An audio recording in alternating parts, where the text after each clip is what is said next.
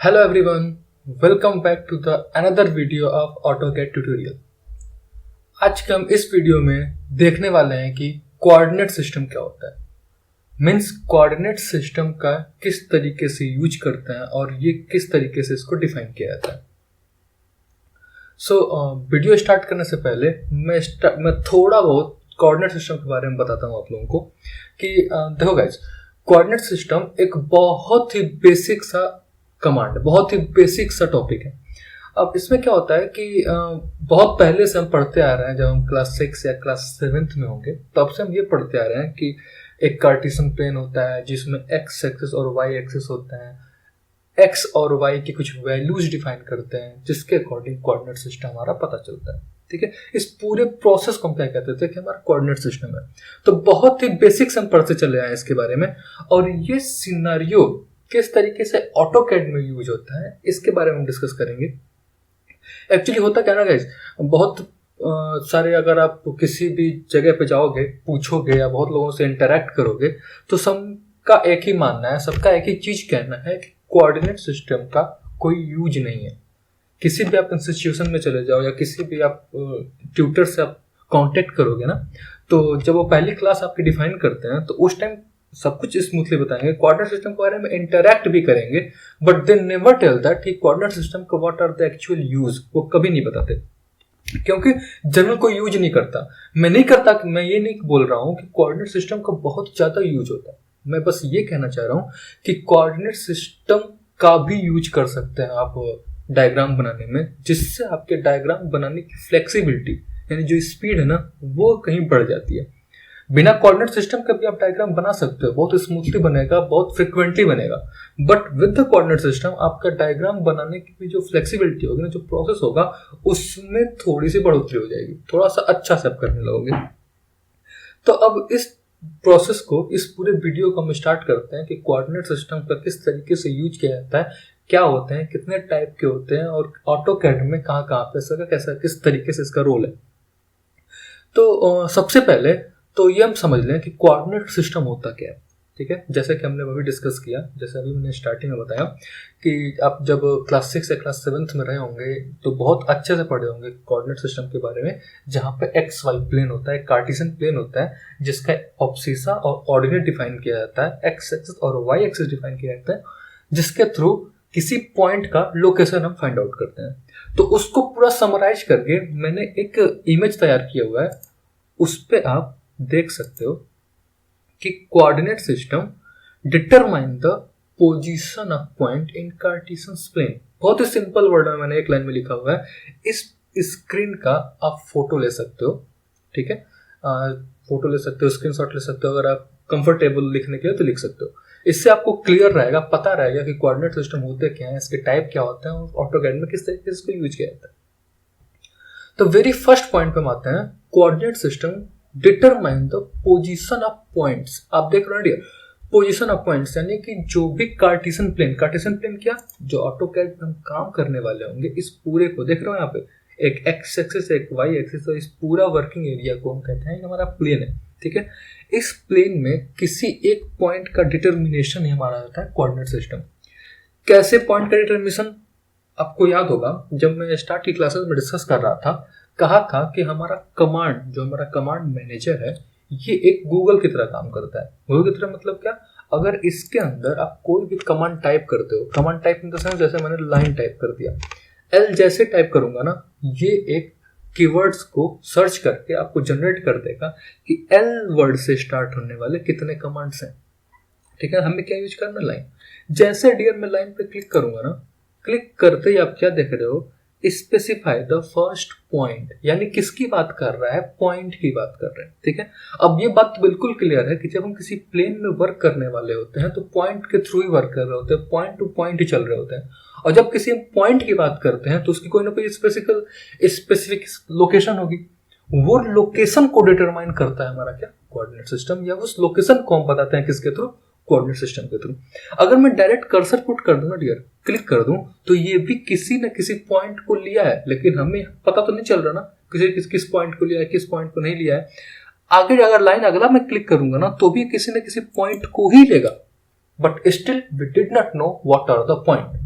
हमें ये भी नहीं पता है कि इसका किस रिस्पेक्ट में ये काम चल रहा है, एक्स के रिस्पेक्ट में चल रहा है या वाई के रिस्पेक्ट में चल रहा है, हमें कुछ भी आइडिया नहीं। ठीक है, तो इस चीज को समराइज करने के लिए हम क्या करेंगे, अपने कार्टेशियन प्लेन वाले यानी कोऑर्डिनेट सिस्टम के वाले इमेज पे फिर से चलते हैं और समझते हैं कि किस कोऑर्डिनेट सिस्टम का कैसा यूज होता है।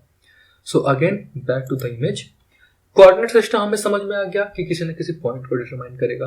अब कोऑर्डिनेट सिस्टम रिस्पेक्टिवली दो टाइप के होते हैं। ठीक है, बहुत ही सिंपल है, दो टाइप के होते हैं। एक होता है रेक्टेंगुलर कोऑर्डिनेट सिस्टम जो ये है आपका, और एक होता है आपका पोलर कोऑर्डिनेट सिस्टम जो आपका ये है। ठीक है, रेक्टेंगुलर कोऑर्डिनेट सिस्टम का मतलब हुआ रेक्ट एंगल यानी राइट एंगल। राइट एंगल का मतलब जो भी लाइन आपकी ड्रॉ होगी वो 90 डिग्रीज के सेपरेशन पर ड्रॉ होगी। 90 डिग्रीज का मतलब या तो वो वर्टिकल होगी या तो वो हॉरिजॉन्टल होगी।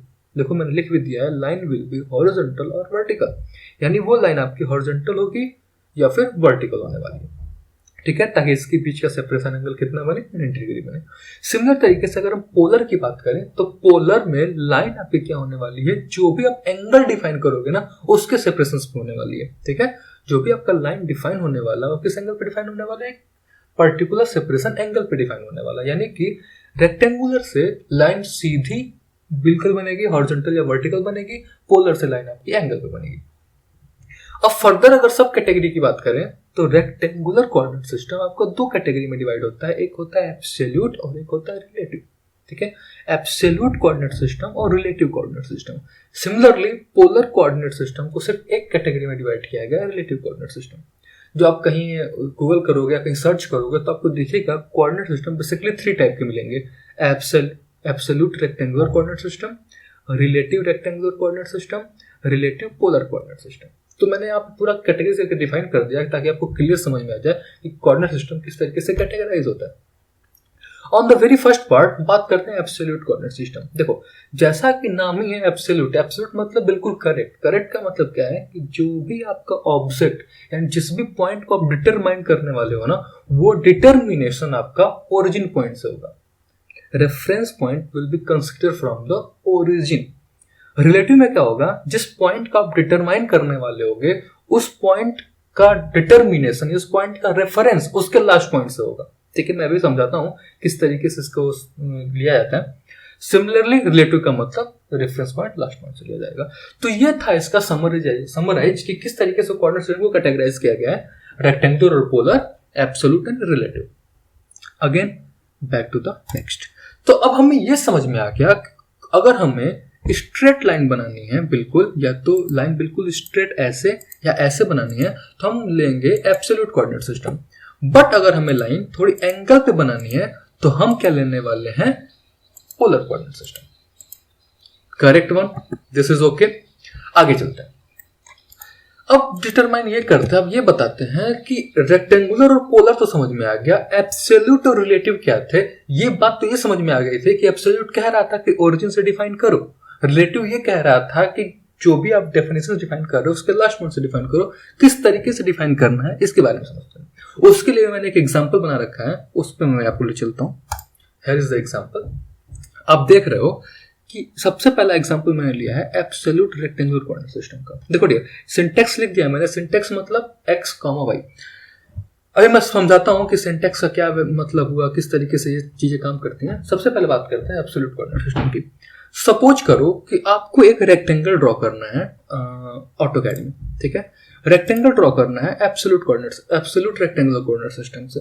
अब ये कोई डिफाइन नहीं करता, ये कोई नहीं बताता डियर कि आपको इस कोऑर्डिनेट सिस्टम से ही बनाना है। आपकी फ्लेक्सिबिलिटी, आप किस तरीके से बनाना चाहो। ठीक है, सो मैं ये समझा रहा हूं कि एक रेक्टेंगल हम बनाते हैं एब्सोल्यूट कोऑर्डिनेट सिस्टम से। ठीक है, कह रहा है कि रेक्टेंगल को 20 और 15 की बनानी है, यानी कि 20 उसका लेंथ हो, 15 उसका विड्थ हो। सो सबसे पहला कोऑर्डिनेट सिस्टम जो कि ए है वो 0 0 होगा। क्यों? क्योंकि वो ओरिजिन पॉइंट पे, ओरिजिन पॉइंट से हम स्टार्ट कर रहे हैं डायग्राम बनाना, तो हम क्या लेंगे, 0 0 लेंगे। अब हम x डिस्टेंस में अगर हम ट्रेवल करेंगे कितना, 20, तो x डिस्टेंस की ट्रेवलिंग 20, y में कोई ट्रेवल नहीं किया तो 0, 20 का 0 बहुत ही कॉमन है। b डिस्टेंस में ऊपर ट्रेवल कर रहे हैं। ठीक है, अब b के बाद c पे पहुंच रहे हो ना, तो ऊपर ट्रेवल कर रहे हैं, लेकिन रेफरेंस पॉइंट कहां से मेजरमेंट करनी है, a से। क्यों? क्योंकि एब्सोल्यूट में मेजरमेंट कहां से होगा, 0 0 से होगा। a का पॉइंट 0 0 0, b का a से रेफरेंस क्या होगा। क्यों? क्योंकि ओरिजिन पॉइंट क्या है, a है। सी का मेजरमेंट कहां से होगा, ओरिजिन पॉइंट से होगा। क्यों, क्योंकि इसका मेजरमेंट ओरिजिन से हमें मेजर करना है। डी का मेजरमेंट भी ए से होगा। क्यों, क्योंकि हमें ओरिजिन से मेजर करना है। सेम वे में अगर हम रिलेटिव की बात करें, सेम डायग्राम मैंने लिया है, इसको भी मैंने ओरिजिन से ही बनाना था। लेंथ 20 और 15 की थी। पहला पॉइंट तो 0 0 हो जाएगा। क्यों, क्योंकि ओरिजिन से हमें डायग्राम स्टार्ट करना है। नेक्स्ट पॉइंट भी सेम आएगा। क्यों, क्योंकि नेक्स्ट पॉइंट का लास्ट पॉइंट ए ही आएगा। अगर आप नेक्स्ट पॉइंट को डिस्कस करो कि बी का कोऑर्डिनेट सिस्टम क्या होगा, क्योंकि बी का मेजरमेंट आप रिलेटिव में कर रहे हो, तो मेजरमेंट किससे होगा, लास्ट पॉइंट से होगा। तो लास्ट पॉइंट इसका ओरिजिन ही होगा।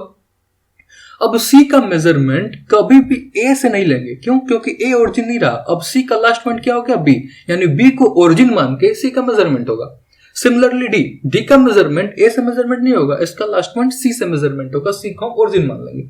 So this is the difference between absolute and the relative. Same object के दो डिफरेंट टाइप के कोऑर्डिनेट सिस्टम आपके सामने दिख रहे हैं। ठीक है, फायदा क्या है, सपोज करो कि मुझे यहाँ पे रेक्टेंगल मैं ड्रॉ करके दिखाता हूं, वही 20 और 15 वाला बनाना है। मैंने लाइन कमांड लिया, कह रहा है पहला पॉइंट दो। अब हमें माउस को छूना भी नहीं है, सिर्फ पॉइंट डिफाइन करते चले जाना है। जब कह रहा है पॉइंट डिफाइन करो तो हमने कह दिया 0,0। ठीक है, अब क्या नेक्स्ट पॉइंट बता दो। नेक्स्ट पॉइंट हमें पता था कि x में 20 और y में 0 है, तो हमने क्या दे दिया 20,0। अब कह रहा है जब y में चलोगे, यानी कि आप c पॉइंट को डिफाइन करोगे, तो हमें ओरिजिन पॉइंट से डिफाइन करना। हमने क्या दे दिया 20,15। करेक्ट। हेयर बहुत सही टाइम पे एक mistake I. Mistake in the sense क्या कि ये बाय डिफॉल्ट सेटिंग होती है ऑटोकैड में। ठीक है, तो कि आपके सामने बिल्कुल रिप्रेजेंट हो रही है। अब क्या देख रहे हो, मैंने 20,15 दिया तो हुआ क्या, जो आपका मेजरमेंट है वो थोड़ा सा एंगल पे चला गया। क्यों चला गया, क्योंकि यहां पे देख रहे हो जो हमने कोऑर्डिनेट 20,15 दिया था, बाय डिफॉल्ट @ ले लिया है उसने। ठीक है, और @ किसके अंदर हमने मेंशन किया है, @ सिंटैक्स होता है रिलेटिव का। ये @ का क्या मतलब हुआ डियर, कहने का ये मतलब है कि आपको तो पता है कि आप डायग्राम एब्सोल्यूट या रिलेटिव में बना रहे हो, बट सॉफ्टवेयर को कैसे पता चलेगा कि जो आप डायग्राम बनाने वाले हो वो रिलेटिव में बनाने वाले हो या एब्सोल्यूट में बनाने वाले हो। इस डिफरेंशिएशंस को सेपरेट करने के लिए प्रोग्रामर ने एक एल्गोरिथम सेट करी कि जैसे ही आप @ प्रेस करोगे, यानी कि आपका ऑब्जेक्ट रिलेटिव में काम करना स्टार्ट कर देगा। बट यहां पे हमने @ पुट नहीं किया, बाय डिफॉल्ट ये 20,15 ले लिया। इसका रीजन ये है कि कुछ सेटिंग इसमें गड़बड़ है। उस सेटिंग को हम चेक कर लेते हैं। बताऊंगा मैं डियर, इस ड्रॉपिंग सेटिंग के बारे में बहुत अच्छे से डिस्कस करूंगा, बट यहाँ पे हम डिस्कस करते हैं सेटिंग के बारे में। हम देखते हैं जो हमारा पॉइंटर इनेबल है वो बाय डिफॉल्ट रिलेटिव में चल रहा है। जो आपको नहीं चाहिए, आपको किस में चाहिए, एब्सोल्यूट में चाहिए, तो हमने एब्सोल्यूट में लेके ओके कर दिया। ओके, इसको मैं डिलीट करता हूं। अगेन लाइन इस पॉइंट पे पहुंचा, हमें क्या रेफरेंस लेना था 20,15। करेक्ट। नेक्स्ट रेफरेंस हमारा 0,20 था, 15 था सॉरी, तो हमने दे दिया 0,15 और लास्ट पॉइंट हमारा क्या था 0,0। सो हमारा रेक्टेंगल क्या हुआ, कंप्लीट हुआ। सिंपल वे में रिलेटिव से हमने बना दिया। अगर हमें इसी रेक्टेंगल को रिलेटिव से बनाना होता, ठीक है, तो हम क्या करते हैं, L इंटर लाइन कमांड, पहला पॉइंट 0,0, अगला point @ 20,0, next point @ 0,15, next point @ -20,0 और next point 0,0। So same way से ये रेक्टेंगल बना सकते हो। डिफरेंशिएशन क्या हुआ, एक का सारा मेजरमेंट ओरिजिन पॉइंट से हुआ और एक का सारा मेजरमेंट लास्ट पॉइंट से हुआ। सबसे ज्यादा फायदा क्या होता है, सपोज मुझे एक रेक्टेंगल बनाना है, मैंने यहाँ पे रेक्टेंगल लिया, यहाँ पे रखा और आगे पॉइंट बनाना है। अगला मुझे ये रेक्टेंगल बनाना था कितना 40,50 का। 40,50 मतलब 40 उसका लेंथ, 50 उसका विड्थ। अब मुझे 40,50 का बनाना है, तो मैं डायमेंशन में जाऊंगा, लेंथ की वैल्यू डिफाइन करूंगा, विड्थ की वैल्यू डिफाइन करूंगा, उसके बाद डिफाइन करूंगा पोजीशन पॉइंट का कि रेक्टेंगल किधर बनाना है। बट यहां से मैं डायरेक्ट रेक्टेंगल बना सकता हूं 40,15 का। क्यों, क्योंकि पहला पॉइंट मैंने यहां पे दिया हुआ है और अगला पॉइंट मुझे इस कर्सर को डिफाइन करना है, वो मैं डिफाइन कर सकता हूं @ 40,50 से। बाय डिफॉल्ट बना सकता हूं, कैसे, क्योंकि ये 40 हुआ, ये 50 हुआ, इस पॉइंट को और अगले पॉइंट इस पॉइंट को डिफाइन करके। ठीक है, डिफाइन अगर चेक करना है कि 40, 50 बना है कि नहीं बना है, चेक कर लेते हैं। यहाँ पे डिफाइन किया, दिस इज द 41। एंड फिर से अगर मैं चेक करना है तो यहाँ पर भी क्या हो जाएगा 50। करेक्ट है। So this is the benefit of your coordinate system कि डायरेक्ट आप किसी ऑब्जेक्ट के पॉइंट के थ्रू आप डायरेक्ट मूव कर सकते हो, यानी जो भी आपको ऑब्जेक्ट बनाना है पॉइंट टू पॉइंट बना सकते हो। आप देख सकते हो अगर मैं रेक्टेंगल कमांड लूं तो भी ये पॉइंट पूछता है, लाइन कमांड लूं तो भी ये पॉइंट पूछता है, सर्कल कमांड लूं तो भी ये पॉइंट पूछता है। क्यों? क्योंकि पूरा ऑटोकैड आपका कार्टेशियन प्लेन पे बनेगा और पूरा कार्टेशियन प्लेन आपका वर्क करता है कोऑर्डिनेट सिस्टम के थ्रू। सो इसका यूज बहुत ही ज्यादा होने वाला है। बेसिकली अगर आपको सब कुछ डिफाइन करना है ओरिजिन से, जैसे मैंने आपकी लास्ट क्लास में देखोगे तो हमने लिमिट सेटिंग की बताई थी। लिमिट सेट को किया था हम लोअर लेफ्ट कॉर्नर को 0 0 और अपर लेफ्ट कॉर्नर को एक सर्टेन लिमिट तक। तो आपको बिल्कुल ऑब्जेक्ट को उस लिमिट के अंदर अगर बनाना होगा तो बहुत आसानी से कोऑर्डिनेट सिस्टम का यूज कर सकते हो, एब्सोल्यूट कोऑर्डिनेट सिस्टम का यूज कर सकते हो। बट अगर आपको नहीं पता कि आपका ओरिजिन कहाँ है, किस तरीके से ऑब्जेक्ट बनाना है, तो आप डायरेक्ट आप रिलेटिव कोऑर्डिनेट सिस्टम का यूज कर सकते हो। ठीक है डियर। लास्ट टॉपिक बचता है आपका रिलेटिव पोलर कोऑर्डिनेट सिस्टम। ये बहुत ही सिंपल है, इसका सिंटेक्स भी जिस तरीके से इसका रिलेटिव था इसका रिलेटिव था, आगे एट द रेट। बस चेंज क्या होता है, लेंथ और इस ग्रेटर देन का सिंबल एंगल का देना होता है। बाकी ये आपको बहुत अच्छे से पता होगा कि x में पॉजिटिव, y में पॉजिटिव, x में नेगेटिव, y में नेगेटिव। सिंपल सी बात है। अगर आपको लाइन ड्रॉ करनी है, लाइन लो, ये ड्रॉ किया, ठीक है। अब मुझे एक लाइन ड्रॉ करनी है, जो लाइन होनी चाहिए 50 लेंथ की और एंगल 60 डिग्री पे। 50 लेंथ हो और एंगल 60 डिग्री पे हो, तो मैं यहाँ क्या करूंगा, एट द रेट, सिंटेक्स मेरा था एट द रेट। क्यों? क्योंकि हमने यहाँ पे दिखा रखा था एट द रेट सिंटेक्स है। फिर लेंथ की वैल्यू क्या मैं कह रहा हूँ 50 और एंगल की वैल्यू मैं कह रहा हूँ 60। तो मैं सिंपल यहाँ पे ड्रॉ कर दूंगा एट द रेट, लेंथ की वैल्यू हो जाएगी 50, एंगल का सिंबल और 60 डिग्री। तो आराम से आपकी 50 लेंथ के लाइन ड्रॉ हो जाएंगे। सो बहुत ही सिंपल है इस कोऑर्डिनेट सिस्टम को समझना। होप आपको ये वीडियो समझ आई होगी। जैसा भी अगर आपको लगे कि कुछ चीजें पॉइंट में नहीं समझ में नहीं आ रही है तो कमेंट सेक्शन में हमें बता दें, उस पर मैं डेफिनेटली एक आपका डाउट क्लियर करूंगा, या फिर अगर ये डाउट सबका कॉमन रहा तो एक हम अलग से वीडियो बना के अपलोड कर देंगे। So thank you guys, thank you so much for supporting us, keep supporting and keep watching.